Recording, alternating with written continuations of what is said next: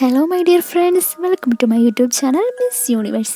വളരെ രസകരമായിട്ടുള്ളൊരു ടോപ്പിക്കിലേക്കാണ് ഇന്ന് നമ്മൾ പോകുന്നത്.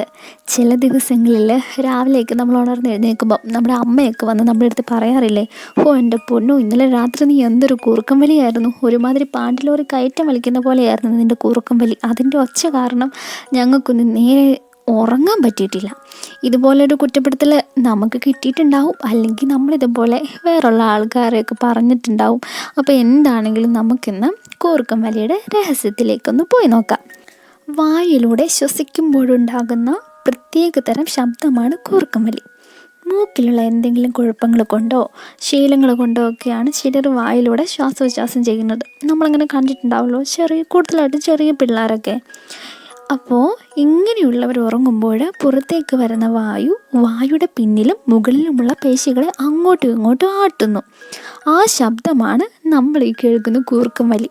നിങ്ങൾക്ക് ഞാൻ പറഞ്ഞത് മനസ്സിലായോ? അതായത് വായിലൂടെ നമ്മളിങ്ങനെ ശ്വാസോച്ഛ്വാസം ചെയ്യുമ്പോൾ ഉള്ളിലേക്ക് വരുന്ന ആ വായു ഉണ്ടല്ലോ, ആ വായു നമ്മുടെ വായുടെ പിന്നിലും മുകളിലുമൊക്കെ അടങ്ങിയിട്ടുള്ള ആ പേശികളെ അങ്ങോട്ടും ഇങ്ങോട്ടും ആട്ടുന്നത് മൂലമുണ്ടാകുന്ന ഒരു ശബ്ദമാണ് ഈ കൂർക്കം വലി എന്ന് പറയുന്നത്. ഉണർന്നിരിക്കുമ്പോൾ പേശികളെ ഇങ്ങനെ ആട്ടാനാവില്ല, കാരണം അവ മുറുകിയിരിക്കുന്നതിന് ചലനത്തിനുള്ള സാധ്യത കുറവായിരിക്കും. തന്മൂലം ശബ്ദമൊന്നും കേൾക്കില്ല. അപ്പോൾ കൂർക്കം വലിയുടെ രഹസ്യം എല്ലാവർക്കും മനസ്സിലായി കാണുമല്ലോ.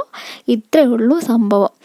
എൻ്റെ ഈ വീഡിയോ ഇഷ്ടമായെങ്കിൽ നിങ്ങൾ വീഡിയോ ലൈക്ക് ചെയ്യാൻ മറക്കാതിരിക്കുക. അതുപോലെ തന്നെ കൂടുതൽ രസകരമായതും കൗതുകം നിറഞ്ഞതുമായ ടോപ്പിക്കുകളുമായിട്ട് ഞാൻ വീണ്ടും വരും. അപ്പോൾ വീണ്ടും കാണും വരെ ബൈ ബൈ.